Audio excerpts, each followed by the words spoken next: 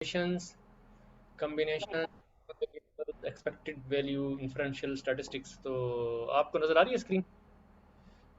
जी sir, आ रही है sir. Yes sir.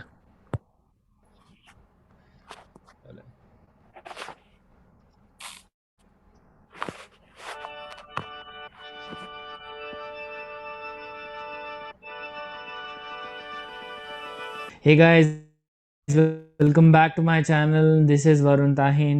So we have seen some of the rules of probability with the use cases for each one of them in the last session. And now we will see some other ways of calculating the probabilities based on the scenarios and inputs we have. So today we will be looking into the concepts of permutation and combinations and problem associated with each. We will also see the concepts of random variables and expected values in the context of distributions by taking elaborated examples. Now let's say that we wish to find ways of arranging n distinct objects into an ordered sequence. Now in these kind of problems, the normal probability rules which we discussed are of no use, as it involves the logical understanding of how shuffling and arranging works. Okay? Values in the context of distributions by taking elaborated examples. Now let's say that we wish to find ways of arranging n distinct objects into an ordered sequence. Now in these kind of problems, the normal probability rules which we discussed are of no use, as it involves the logical understanding of how shuffling and arranging works. पहले हमने क्या किया, probability की थी, ठीक है। थोड़ा सा हम उसका थोड़ा सा वो ले लेते हैं, एक रिव्यू। प्रोबेबिलिटी हमने दो किस्म की थी। एक थी एक्सक्लूसिव जो थे ना इवेंट्स, मतलब एक थे इंडिपेंडेंट थे वो, यानी कि उनके ऊपर इवेंट्स की डिपेंडेंसी नहीं थी। और एक था कि एक यानी कि ऐसा इवेंट था जो कि डिपेंडेंट था, ठीक है। तो उसमें अगर आपके पास एक सिंगल इवेंट है, तो सिंगल इवेंट है जैसे आपके पास आपने एक दफ़ा छक्का फेंका है, ठीक है, और उसमें देखना है कि क्या प्रोबेबिलिटी है 2 या 5 के आने की, ठीक है। तो उसके अंदर क्या करते हैं हम उससे और होता है उसमें, तो हम उसको कहते हैं उसमें सम कर लेते हैं, ठीक है। उसमें हम प्रोबेबिलिटीज़ को सम करते हैं। और दूसरी किस्म की जो वो थी उसमें वो थी दो इंडिपेंडेंट इवेंट्स थे, यानी कि आपने 2 दफ़ा छक्का फेंका है, ठीक है। तो 2 दफ़ा छक्का फेंकने में प्रोबेबिलिटी क्या है कि उसमें एंड आएगा, ठीक है। मिसाल है 3, 2 और 5, 2 and 5, what is the probability that 2 and 5 will appear. तो क्या होगा कि उसकी जो है 1/6 प्रोबेबिलिटी होती है। तो 1/6 मल्टीप्लाई 1/6, तो वो जो है आप उसको मल्टीप्लाई करेंगे उस केस में। तो यही हमने पढ़ा था ना, अगर आपको याद हो तो। जी सर, ये पढ़ा था।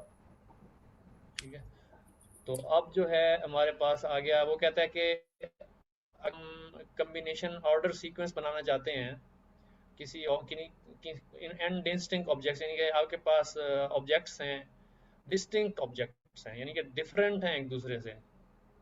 तो उनको हम क्या करना चाहते हैं, ऑर्डर सीक्वेंस में ऑर्डर करना चाहते हैं। तो वो कहता है कि इसमें जो है आपकी प्रोबेबिलिटी नहीं इस्तेमाल होगी, इसमें वो फेल हो जाएगी, ठीक है। Okay, so we will understand this with the help of example. Okay, let's say that we have two different color balls. One is red and the other one is blue. Okay, so guys, how many different ways we can think of arranging them in sequence? Exactly, so there are only two different ways, which is first red and then blue, and then first blue and then red. Okay, so exactly two ways of doing this. Now what if we increase the number of balls, and now we have 3 balls, that is first red, blue and then green. So now we can arrange them like this. So as per the combinations, there are 6 different sequences that we found, and looking at these examples we can find a pattern here, and it appears that it is n factorial. So guys, if you are familiar with the mathematics concepts of factorial, it refers to the product of the numbers starting from 1 till the n. So it is something like, now here n refers to the number of balls.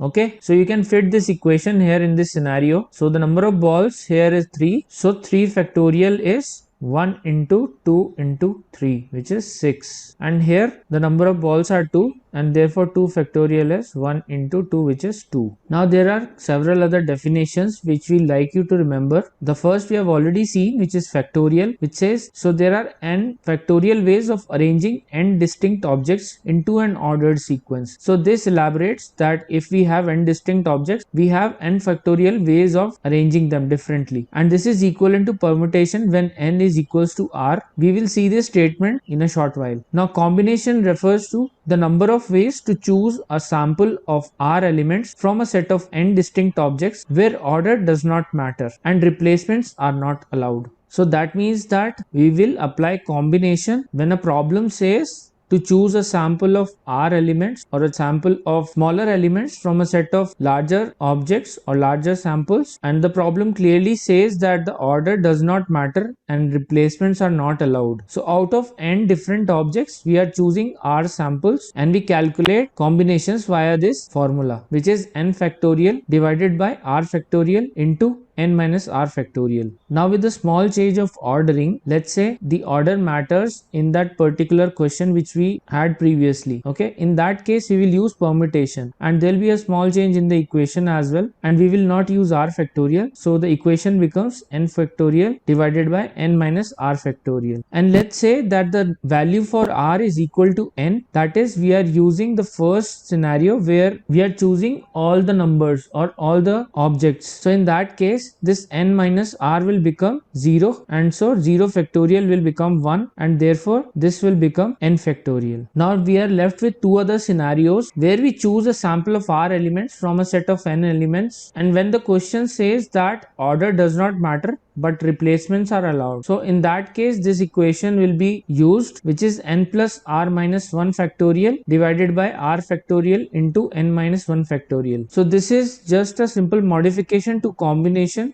with replacements, and there is then a second variant for permutation also. So permutation says that the replacements were not allowed, but in this case the replacements are allowed here. So in this case permutation replacements equation, which is n raised to power r, will be used. Now this page will give you a gist of whatever we have discussed, so you can note this down and keep it ready for further questions. Now we'll look at one of the अब discussed. ये जो है इसमें आपके पास sequence ordering के कितने sequence ordering के आपके पास 5 मेथड्स हैं, ठीक है।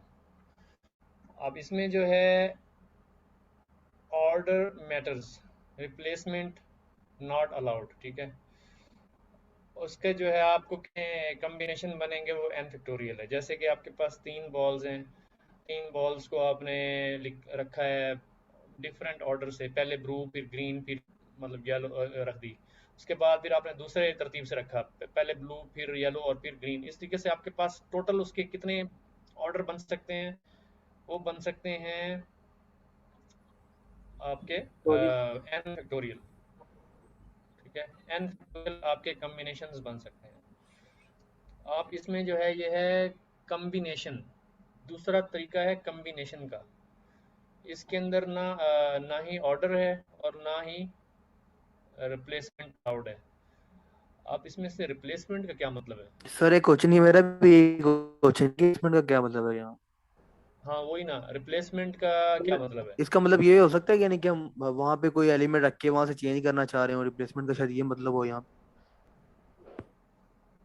हम इसको थोड़ा सा दोबारा देख लेते हैं, रिप्लेसमेंट की जो है ना थोड़ा सा।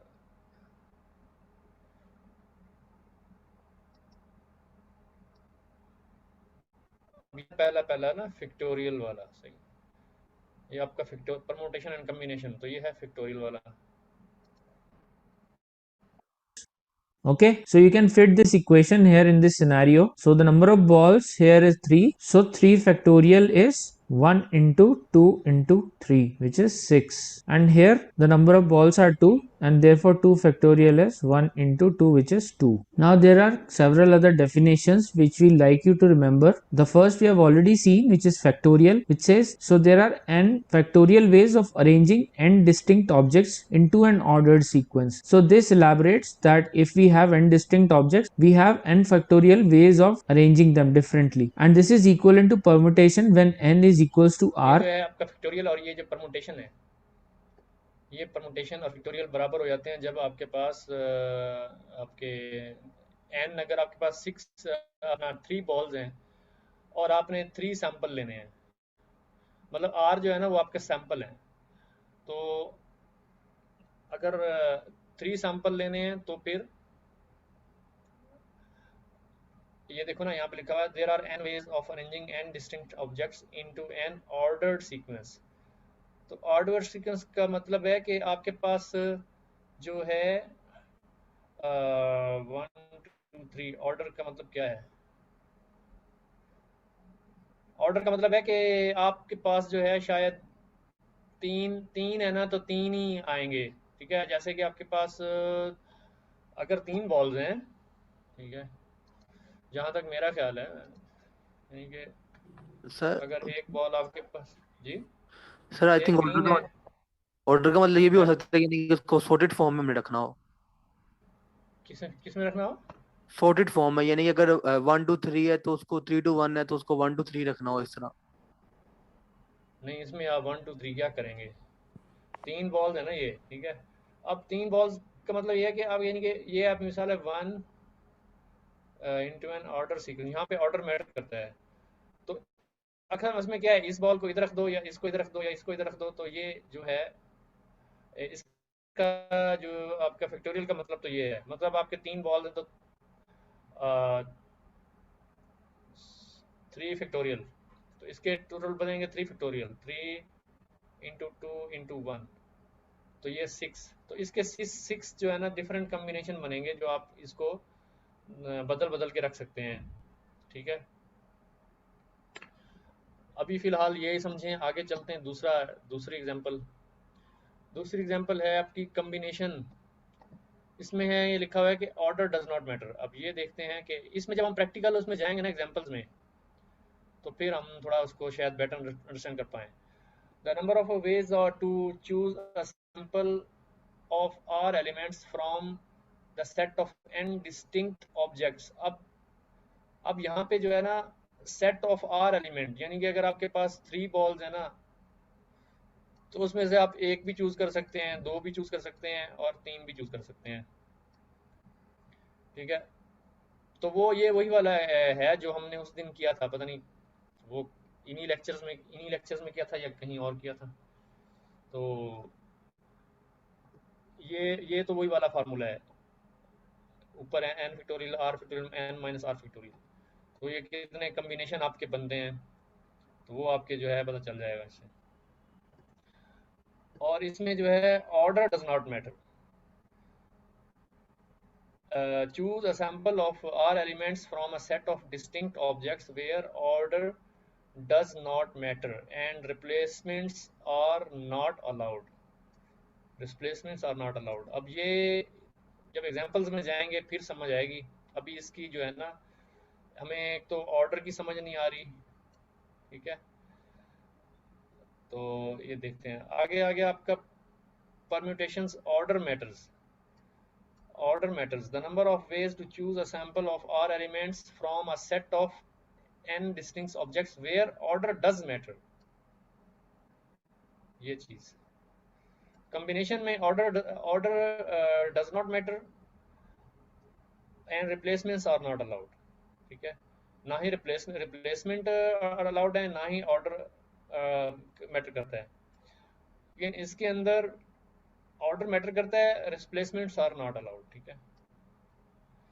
अब ये देखना पड़ेगा कि है क्या। अच्छा, अब जो फैक्टोरियल मेथड है वो परमुटेशन के इक्वलेंट हो जाता है जब आपके ये n is equal to r होगा, यानी कि अगर आपके पास 3 बॉल्स हैं तो आप सैंपल भी 3 ले रहे हैं, तो ये चीज़ बराबर हो जाती है। और वो आपका उससे एविडेंट है कि आप अगर यहाँ करो n is equal to r, तो r माइनस r 0 फैक्टोरियल, तो वो जो है क्या बोलेगा इसको, वो n फैक्टोरियल के बराबर आ गया।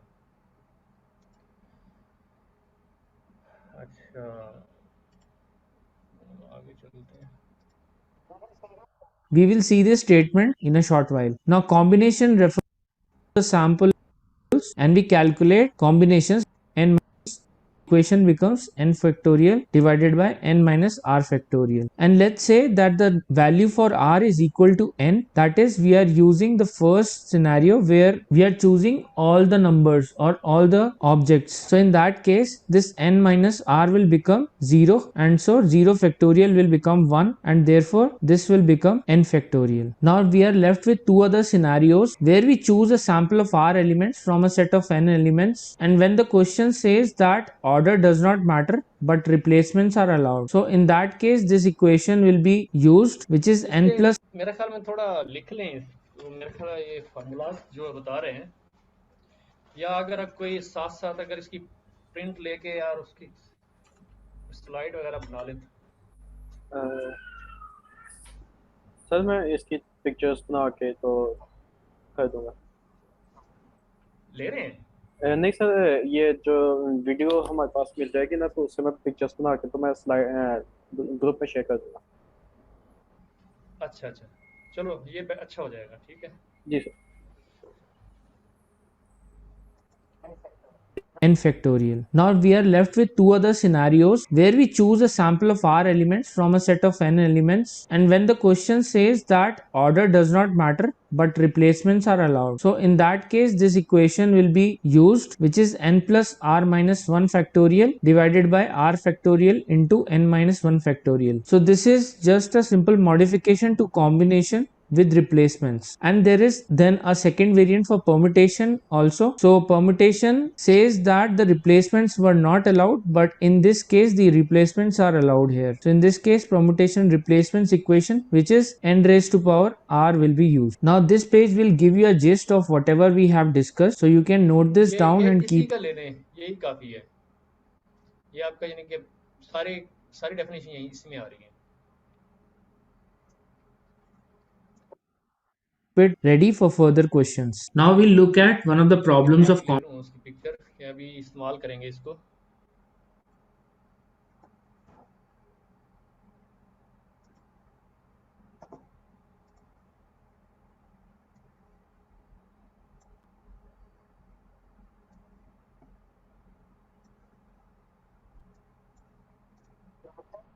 Note this down and keep it ready for further questions. Now we'll look at one of the problems of combinations. Okay, so combinations is basically used when n is greater than equals to r and r is greater than or equals to 0, and it is also referred as r combination, n choose r, or binomial coefficient. Now we'll see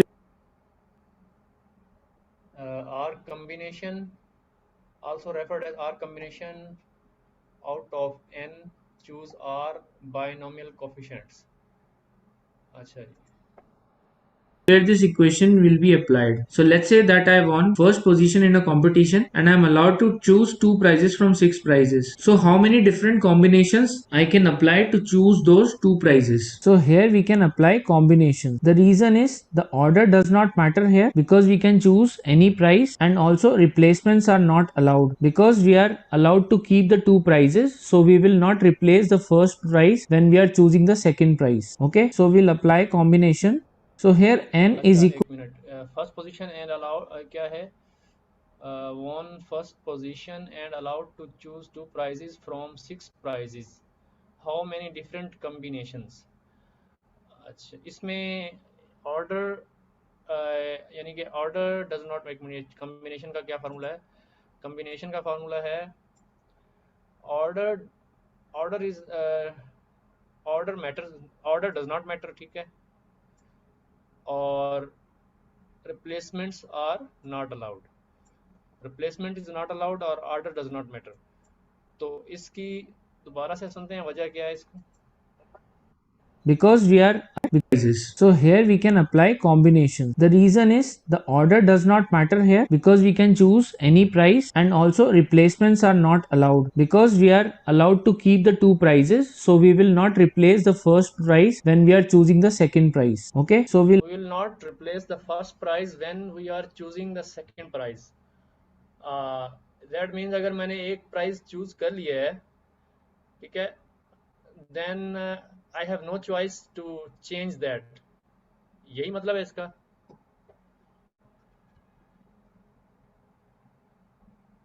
order तो कोई भी price दे, छः prices में से मैं कोई भी price दे सकता हूँ, ठीक है।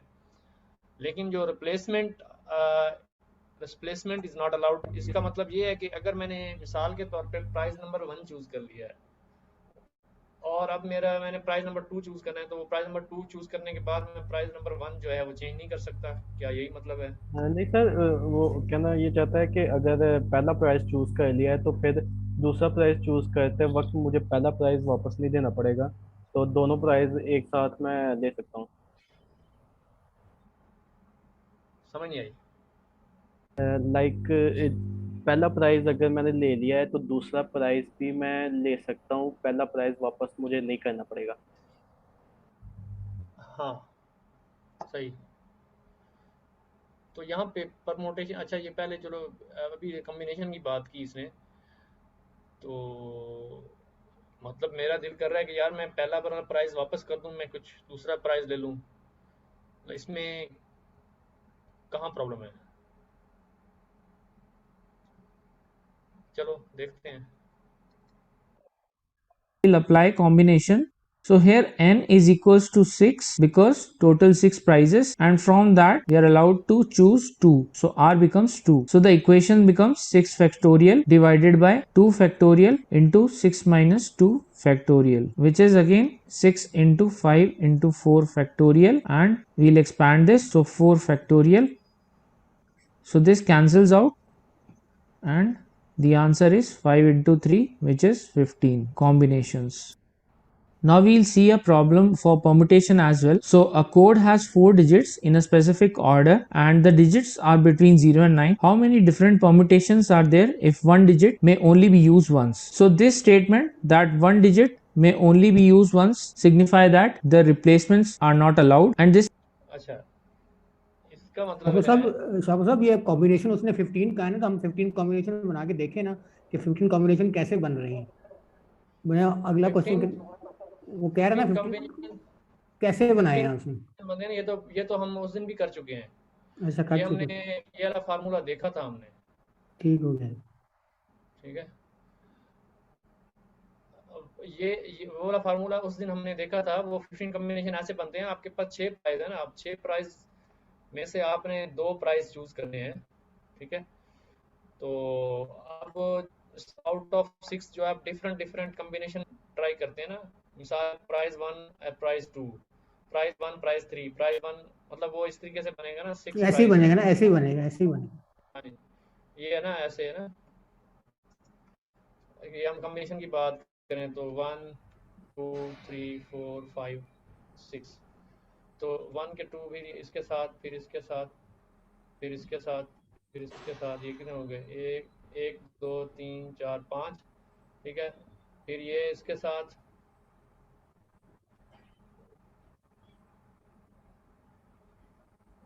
ठीक है।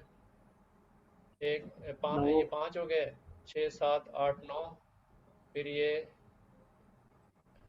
2 3 4 9 4 13, ठीक है। फिर एक ये 2 13 और 2 15, लेकिन ये 5 और 6 तो रह गया, ये भी रह गया। सर 15 हो गए, एक 1 एक से 1 2 3 4 5 6 7 6 7 8 9, 3 के साथ जो बनाए थे और 10 10 11 11 12 12 13 13 14 15 बनते हैं, 15 बनते हैं। अच्छा, ये मेरे ख्याल में जो रिप्लेसमेंट का मतलब है कि ये रिपीट नहीं हो हाँ, सकेंगे ना, क्योंकि अब ये देखो ना, ये रिपीट नहीं हो सकता, ये 2 और 1 नहीं ना हो। एग्जैक्टली ऐसे ही है, ये रिप्लेसमेंट का मतलब है। 2 और 1 नहीं हो सकता, रिप्लेसमेंट का मतलब है कि 2 और 1 नहीं हो सकता। Order order does not matter, मतलब है 1 2 हो या 2 1 हो, एक ही बात है, ठीक है। एक ही बात है। ठीक है, 1 3 हो या 3 1 हो, एक ही बात है, ठीक है। यहाँ ऑर्डर तो डज नॉट मैटर कि आपने, इट डज नॉट मैटर, ठीक है।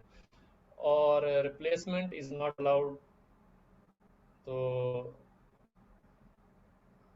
यानी 1 अब और इसमें 2 जो का है, कॉम्बिनेशन हो गया तो दोबारा नहीं आएगा ये। हाँ, एक दफ़ा वो हो गया तो वो दोबारा नहीं एक आएगा, दफा जो चीज ले ली बिल्कुल वो फिर ऐसे ही। दोबारा ले सकते हो अगर लेनी है तो। एक दफ़ा जो चीज़ ले ली वो दोबारा रिपीट नहीं होगी, ये है इसका मतलब। जो क्या कहते हैं उसको, replacement. Replacement is not allowed. ठीक है, चलो ये भी अच्छी बात है, ये भी क्लियर हो गया। अच्छा, नेक्स्ट है जी परमुटेशन। परमुटेशन के अंदर हमारे पास क्या है, परमुटेशन में है जी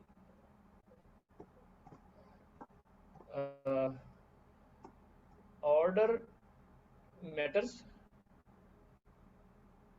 ठीक है, ऑर्डर जो है वो मैटर करता है, रिप्लेसमेंट्स अलाउड नहीं है।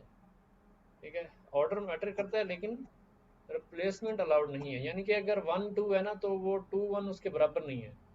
ठीक है, 1 2 और चीज़ है, 2 1 और चीज़ है।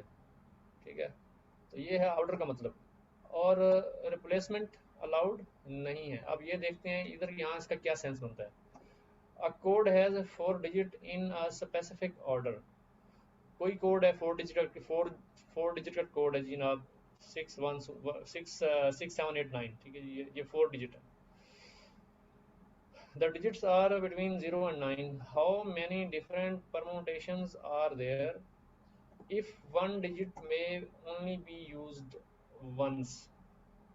ठीक है, आपका जो हर डिजिट है वो एक दफ़ा ही इस्तेमाल होगा, यानी कि 6 6 7 8 नहीं हो सकता, 6 7 8 9 हो सकता है। ठीक है, तो आपके पास जो है 0 से 9 के दरमियान में डिजिट्स हैं, तो उसमें हम कितने कम्बिनेशन बना सकते हैं, 4 डिजिट्स के। अब दैट मीन्स कि आपने इधर इधर जो है एक तो परमुटेशन हमने कैलकुलेट करनी है, मतलब करना क्या है कि how many different permutations are there if one digit में ओनली बी यूज्ड वंस, मतलब हमने डिजिट रिपीट नहीं करने। आज डिजिट रिपीट नहीं करने इसका मतलब हुआ कि मैटर्स और इसका मतलब क्या हुआ, रिपीट डिजिट रिपीटेड मतलब रिपीट नहीं होंगे कि every digit you can be use only once. ठीक है, तो ये इसमें वो कौन सी प्रॉपर्टी, ये है या ये है?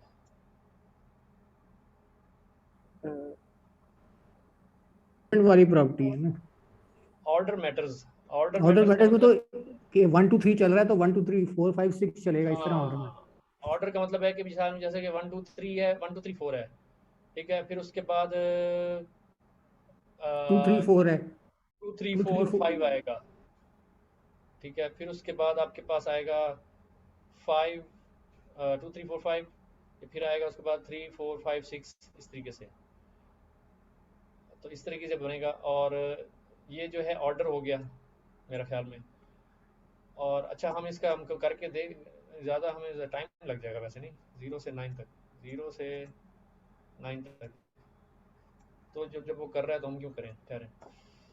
अच्छा, और दूसरी बात ये है कि replacement not allowed. Replacement not allowed का मतलब है एक डिजिट को हम दोबारा यूज रिप्लेसमेंट नहीं नॉट कर अलाउड, जो एक दफ़ा यूज़ कर से उसे दोबारा यूज़ नहीं करना, सकते। जी सर। यही बात है ना? जी जी, वो सही वहाँ है, पे एंड पे जो लिखा था कि 1 डिजिट में ओनली बी यूज वंस। हाँ हाँ, 1 डिजिट में ओनली बी यूज्ड वंस। ठीक है, चलो आप देखते हैं।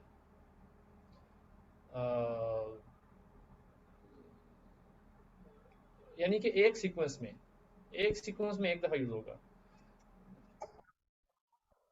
This problems clearly says that it is in specific order, so the order matters here. So permutation exactly fits here. So we'll apply permutations here. So n becomes 10 because 0 to 9 total 10 numbers are there, and from that we are choosing 4 digits. So r will become 4. So the equation here becomes 10 factorial divided by 10 minus 4 factorial. So this becomes 10 factorial divided by 6 factorial, which will be 10 into 9 into 8 into 7 into 6 factorial, and here 6 factorial will be cancelled out, so further it will be 90 into 8 into 7, which will again be 720 into 7, which is 5040. Now we'll try and solve a question using ball example and understand the other terminologies and concepts of random variable, distribution and expected values. So let's say that we have 5-ball game problem in which we have 3 balls as red and 2 balls as blue, and we have to draw 4 balls, one each time with replacement. So this game is played by many users, and what we have to do is we have to calculate the profit or loss per player based on the number of red balls drawn. Okay, so we will try and approach this problem like this. So first we will find the possible combinations, then find the probability of each of the combination, and then use those probabilities to estimate the profit and loss per player based on the number of red balls drawn. So we'll start by finding the possible combinations for it. Okay, so what can be the possible arrangements? We can either have 4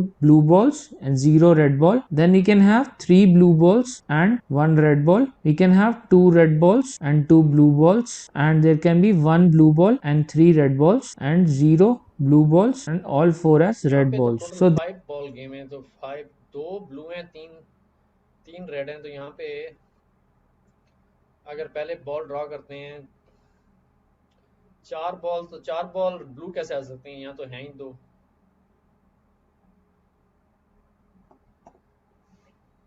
तो ये तो draw 4 balls, 5 ball game है, इसमें 3 red हैं 2 blue हैं, ये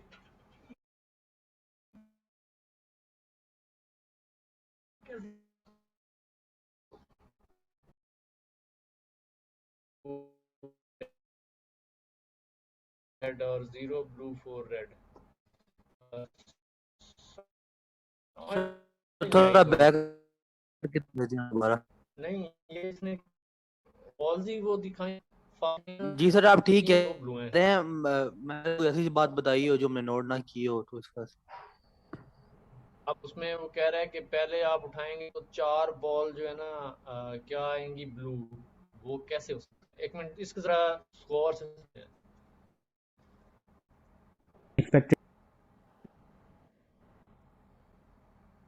values. So let's say that we have 5-ball game problem in which we have 3 balls as red and 2 balls as blue, and we have to draw 4 balls, one each time with replacement. So this game is played by many users, and what we have to do is we have to calculate the profit or loss per player based on the number of red balls drawn. Okay, so we will try and approach this problem like this. So first we will find the possible combinations, then find the probability of each of the combination, and then use those probabilities to estimate the profit and loss per player based on the number of red balls drawn. So we'll start by finding the possible combinations for it. Okay, so what can be the possible arrangements? We can either have 4 blue balls and 0 red ball, then we can have 3 blue balls and 1 red ball, we can have 2 red balls and 2 blue balls, and there can be 1 blue ball and 3 red balls, and 0 blue balls and all 4 as red balls. So this is summing up to 4